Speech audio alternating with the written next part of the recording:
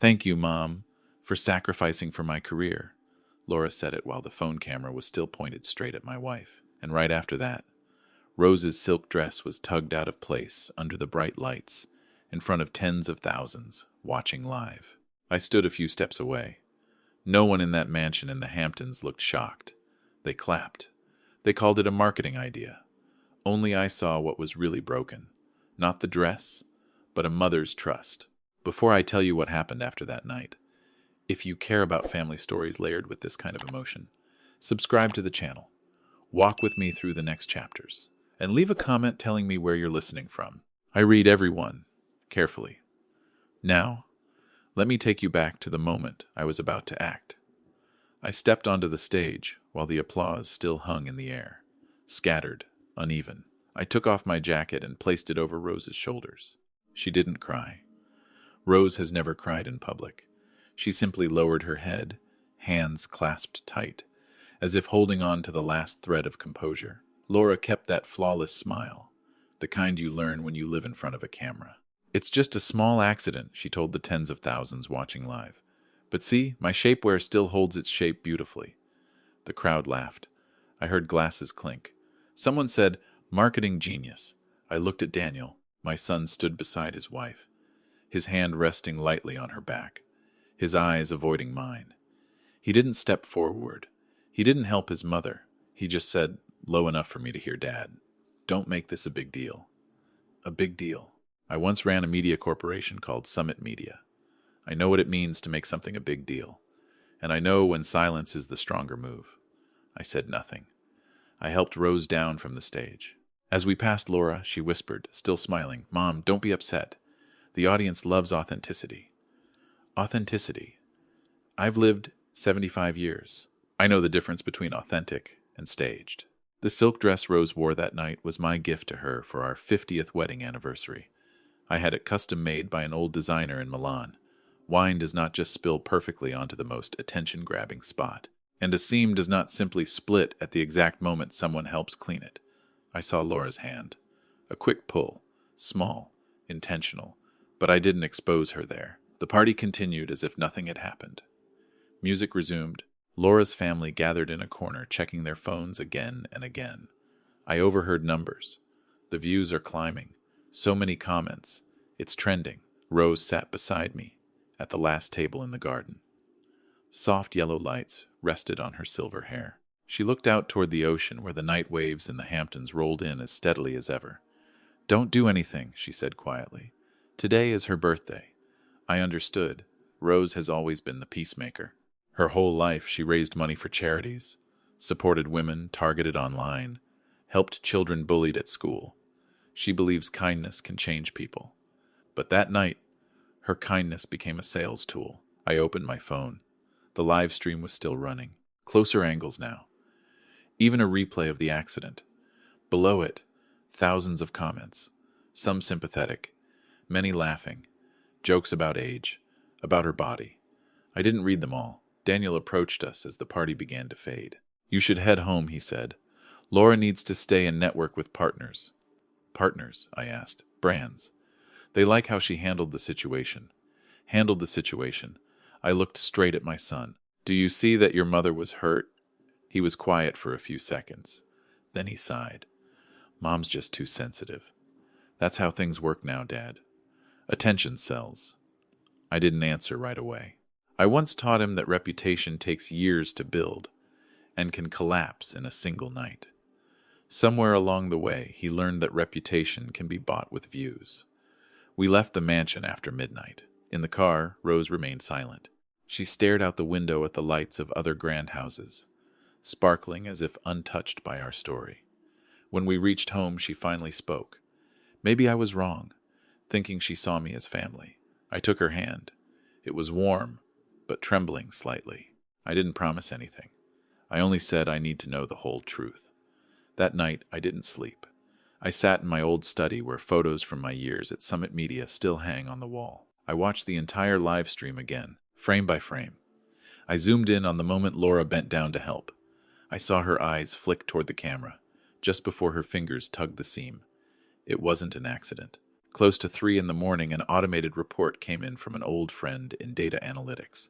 The clip had passed 1 million views. Laura's online store sales had surged within 2 hours. 1 million people witnessed my wife placed in that position.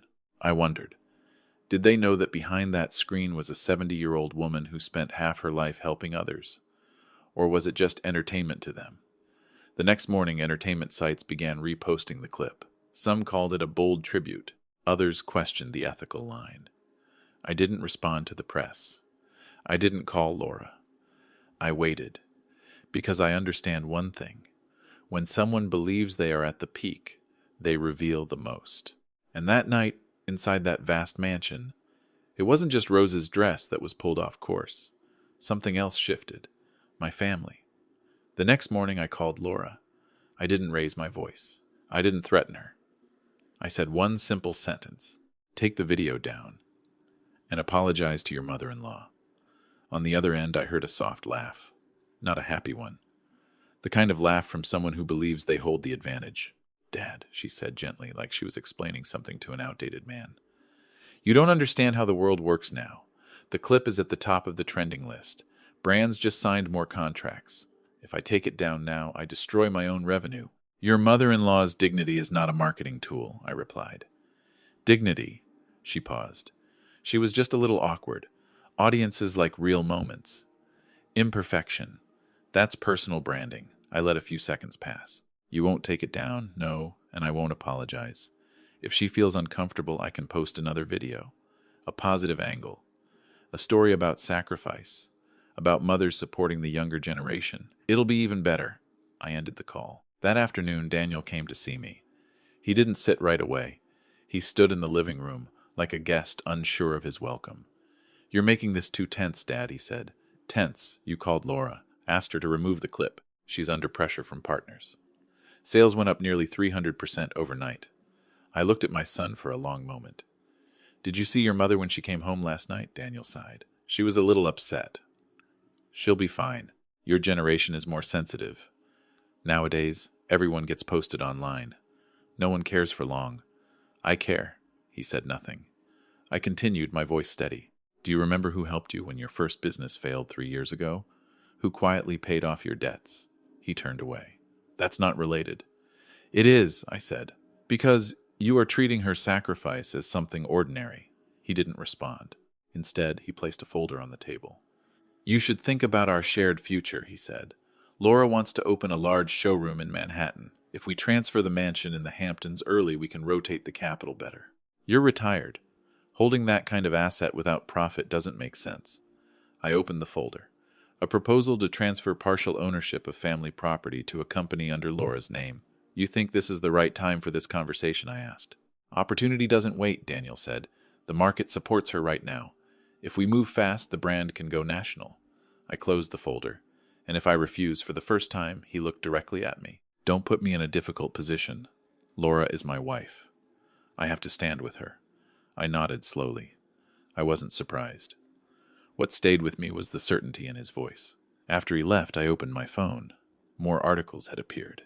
Not only was the old clip being shared again, new side stories were emerging. An anonymous account claimed Rose was a controlling mother-in-law. Another said she had always looked down on her daughter-in-law's work. The comments were spreading unusually fast. Clusters of similar wording. Newly created accounts. I spent years overseeing media analytics at Summit Media. I recognized organized seeding when I saw it. That evening, when Laura stopped by to pick up documents, I asked her directly, "Did you hire a comment management team?" She didn't deny it. It's crisis management. If we don't tell our story, someone else will. What story? That I'm a victim too. That Mom never liked me. That she compared me to others. I'm just protecting myself. Rose sat a few steps away, listening quietly. She did not argue. I looked at Laura. You're building your career by positioning your mother-in-law as the opposition. I'm building a brand, she corrected. The audience needs conflict. Without conflict, there's no engagement. In that moment, I understood something clearly. In Laura's world, family is content. A few days later, a new video appeared. Laura sat in front of the camera, her voice trembling just enough. She spoke about being misunderstood, about the complexity of mother-in-law and daughter-in-law relationships. She never mentioned Rose by name. but the edited images behind her suggested everything. Views climbed, the comments split into sides, and the number criticizing Rose kept growing. I watched my wife begin to withdraw. She declined a charity fundraiser she had attended for years, saying she didn't want to attract the press. That night, I asked if she wanted me to act more firmly. Rose shook her head. "The more you react, the bigger it becomes," she said softly. "I don't want Daniel trapped between us." I understood her fear, but I also understood this. Silence prolonged, long enough, becomes agreement. 1 week after the party, Daniel called again. "Dad," he said, no longer gentle, "if you keep pressuring us, Laura and I will move out completely, and don't expect to be involved in the business plans anymore."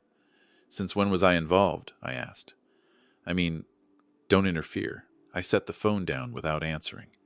That night, I sat alone in my study. I reopened old reports, old contacts I had stepped away from when I retired from Summit Media.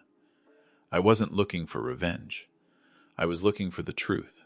If Laura believed social media was absolute power, I wanted to know what that power was built on, where her products were sourced, how her supply chain operated, how taxes were declared. I didn't tell Rose these thoughts. I only said, "We're going away for a few days." She looked at me, tired but trusting. "What are you planning?" "Not everything yet," I said. "But I know this: when someone uses the public to hurt another person, the truth must also be brought into the public." Outside the window, the ocean moved in steady rhythm. But I know waves are not always calm, and I no longer intend to stand by and watch. We left the Hamptons on a foggy morning. Rose thought it was just a short getaway. She packed a few simple outfits, and her familiar notebook for the charity fund. I didn't tell her this trip was also the moment I began reopening doors I had closed years ago. I had stepped down from leadership at Summit Media, intending to live quietly. I handed over most of my authority, kept my shares, but stayed out of daily control. But relationships don't disappear just because you stop appearing in the press.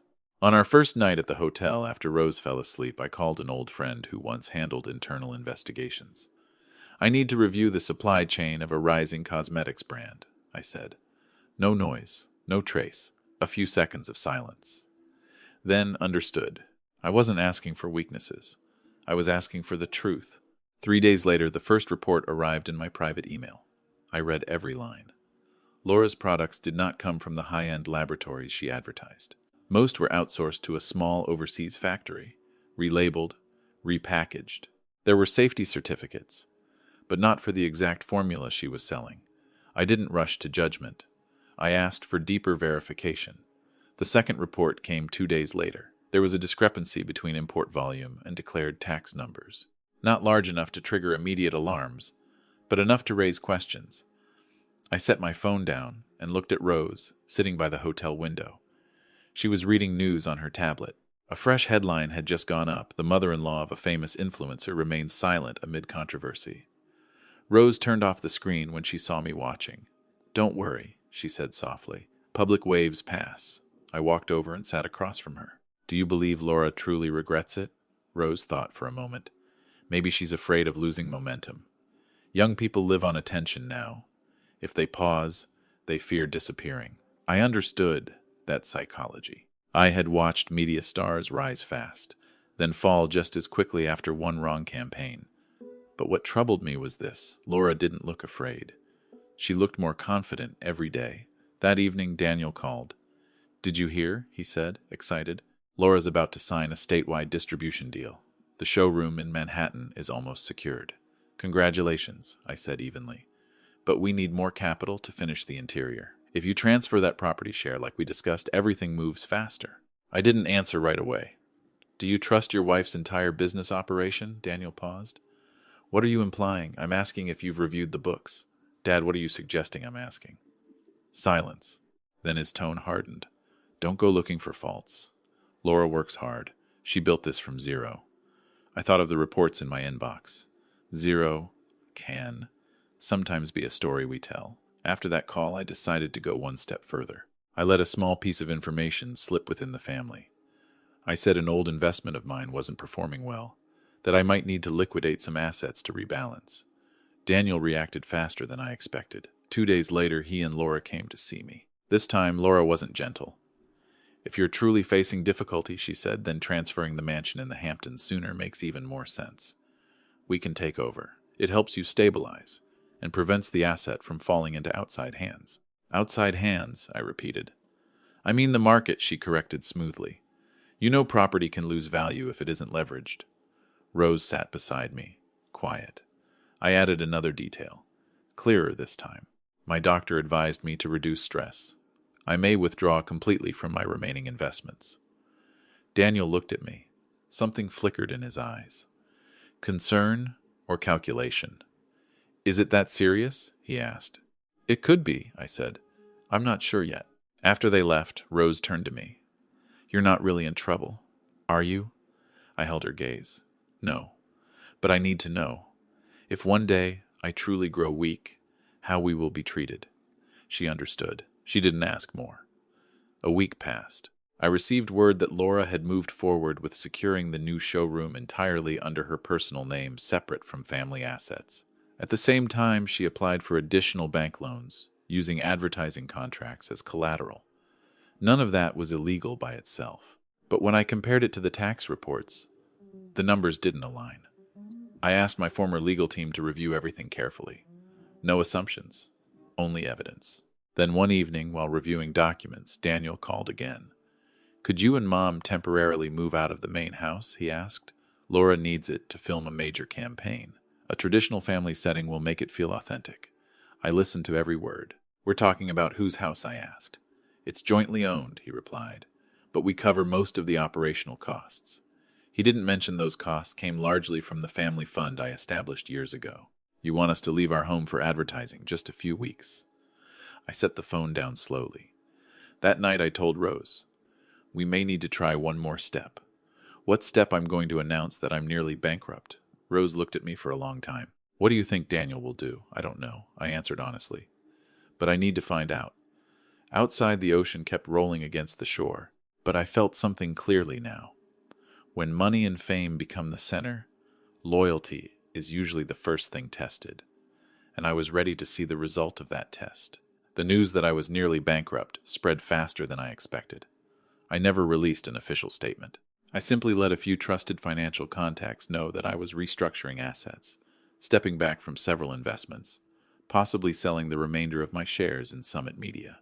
In business, a single sign of instability is enough to start a wave of speculation. Daniel reacted almost immediately. He didn't call gently this time. He came straight to the temporary apartment where Rose and I were staying, after we had voluntarily left the house so Laura could film her campaign. You need to be clear with me, he said. If you can't support us anymore, we have to adjust our plans. What plans? I asked. The showroom in Manhattan. The ad contracts. The loans. I used the family reputation to secure them. I looked at my son. Whose reputation did you use? He avoided my eyes. Ours. I didn't mention that I had signed no guarantees. I only said, if you built everything on your own ability, my name shouldn't be the deciding factor. He didn't answer, but for the first time, I saw real fear in his eyes. 2 weeks later, Laura officially announced the grand opening of her largest showroom in Manhattan. She promoted it loudly. Daily countdowns, luxury visuals, bright lights, promises of a female-led beauty empire. I watched all of it in silence. At the same time, the legal and financial team I trust finalized their review. Import documents did not match product labels. Tax filings were inconsistent. Some certificates had altered dates, not minor oversights. A pattern. I didn't make public accusations myself. I forwarded the full documentation to legal counsel and the appropriate authorities. I didn't demand immediate action. I only said, conduct an independent review. The opening day arrived. Manhattan glowed under bright sun. A red carpet stretched across the entrance. Laura stood at the center in a white suit, scissors in hand. Daniel stood beside her, trying to look confident. Rose and I were not invited, but we came anyway. We stood at the back of the crowd, unnoticed. Rose wore dark sunglasses. Her silver hair was neatly arranged. She said nothing, only held my hand. Laura began her live stream. Tens of thousands watching in real time. She spoke about struggle, about how no one believed in her at first. There were people who thought I wasn't worthy, she said, her voice trembling just enough. But I proved them wrong. At that exact moment, Phones across the crowd vibrated. On several large advertising screens, nearby screens managed by long-standing partners of Summit Media, the visuals changed. Not a cosmetics ad, footage from the birthday party in the Hamptons. Not the edited version, a clearer angle. Laura looking directly at the camera, before pulling the seam of Rose's dress. Her voice low, "Keep the camera steady." The crowd murmured. Her live stream faltered as comments flooded in. I saw her freeze, then force a smile. "There must be a technical mistake," she said. But the video continued. Then came audio legally obtained from a manufacturing partner. Laura, speaking about cutting costs by adjusting the formula while keeping premium packaging. Laughing as she said customers never read the ingredient list. I felt no triumph. Only a heavy emptiness. Within minutes, regulatory representatives arrived. No drama. No shouting. They entered the showroom calmly, spoke with her attorney, requested temporary access to documents and product samples for review. Daniel looked around as if the ground had shifted beneath him. Laura's phone kept vibrating. I knew why. The social media platform she depended on had received formal violation reports. Algorithmic flags were triggered for manipulation and harmful practices. Her account was temporarily suspended pending investigation. The live stream cut off mid-sentence. The crowd began to disperse. Some shook their heads. Some took photos. No one clapped. Laura turned and saw Rose and me standing behind the crowd. Her confidence was gone. Only shock remained. Daniel walked quickly toward us. "Dad, did you do this?" I looked at my son. "I did nothing except place the truth where it belonged. You could have spoken to us privately," he said, his voice shaking. "I did," I replied. "Many times." Rose stood beside me, her back straight. She did not say a word of accusation. Her silence made everything clearer.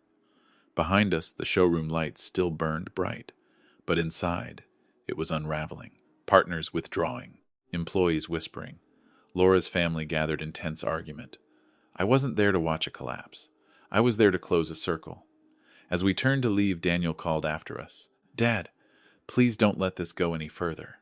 I paused. "It went too far the night of the birthday," I said quietly. "Today is just where it returns to its starting point." We stepped onto the street. The sun still shone over Manhattan, as if unaware of what had just happened. But I knew something had been exposed that morning. Not just a brand, the way we choose to define success. We didn't go back to the showroom again that day. I didn't want Rose standing under those lights, under those judging eyes, for even one more minute. We walked a long stretch down the avenue, then took a cab back to the temporary apartment. In the car, Rose stayed quiet. I knew she wasn't happy about any victory. She has never celebrated someone else's collapse. She just looked out the window, at the high-rise buildings sliding past like cold slabs of concrete. "Do you feel lighter?" she asked softly. I thought for a moment. "I feel clear," I said. "Lighter is something else." The days after that moved faster than I expected. Authorities announced a temporary suspension of Laura's company, pending a review of product sourcing and tax records. Business partners publicly ended their contracts. The social media platform where she built her name confirmed policy violations and locked her account indefinitely. No one needed me to step forward and explain anything. The truth was already loud enough. Daniel called me late one evening. His voice wasn't sharp anymore. "Dad." I went back and looked at everything. "Good," I said. I didn't know it had gone that far. I thought it was just some aggressive marketing tactics. "Did you ask enough questions?" I asked. He went quiet. That silence said more than any excuse could. "I don't want to lose everything," he continued. I put my trust in the wrong place." I let out a slow breath. "Trust isn't wrong. The way you used it was." A few days later, Daniel came to see me in person. No tailored suit, no usual confidence. He sat across from me like a young man fresh out of college. "I want to start over," he said. "No family name, no family money. If you still believe in me, give me a chance to work from the bottom." I looked at my son for a long time. I could have refused. I could have repeated every word he once used to defend his wife, but that wouldn't move us forward. "You'll work like a regular employee," I said.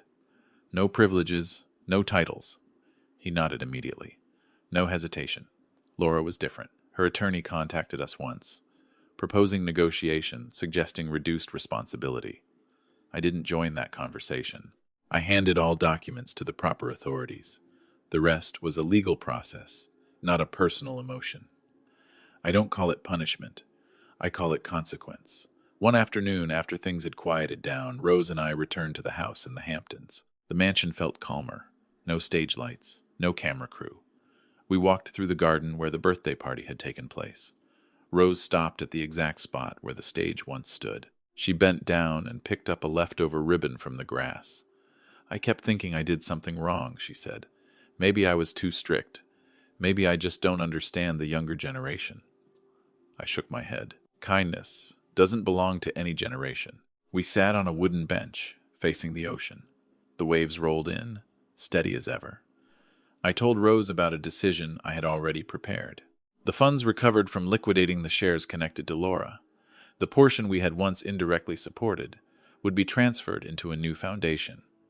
What kind of foundation, she asked. One that supports women harmed by online harassment and media manipulation, I said. I want it to carry your name. Rose looked at me. Her eyes were wet, but no tears fell. You don't have to do that. I do, I said. Not to fix someone else's mistakes, but to remind us who we are. A few months later, the foundation officially began operating. No noise, no big press conference, just a short announcement on the organization's website, with a clear mission to protect women's dignity and emotional safety in the digital world. Daniel started his new job at the lowest position in a subsidiary within the old Summit Media network. He left early, came home late. No more media appearances. Every weekend, he visited us, sitting quietly, while Rose talked about her garden. We never mentioned the birthday night again, not because we forgot, but because we understood. One evening at sunset, as the sun slowly dipped into the sea in the Hamptons, Rose took my hand. Do you think social media is truly bad? She asked. I looked at the red horizon. No, it only magnifies who we already are. If there's blind ambition inside, it amplifies that. If there's kindness, it can spread that too. Rose nodded. I thought about everything that had happened. A dress pulled out of place, a live stream, a brand collapsing, a family tested. A reputation can be built overnight. Character cannot. I squeezed my wife's hand gently. Social media can create a temporary crown, I said slowly, but only kindness builds something that lasts. Numbers can change by the hour. The way we treat our family stays much longer. The waves kept touching the shore, steady, patient, and this time, I didn't feel the need to prove anything anymore. Thank you for staying with me until these final moments. If this story made you think about family, about honor, about how we treat each other in the digital age, I hope you'll take a moment to like this video. It helps this channel continue sharing stories that are honest and meaningful. Subscribe so you won't miss the next one. And if you believe this message deserves to travel further, share it with someone you care about.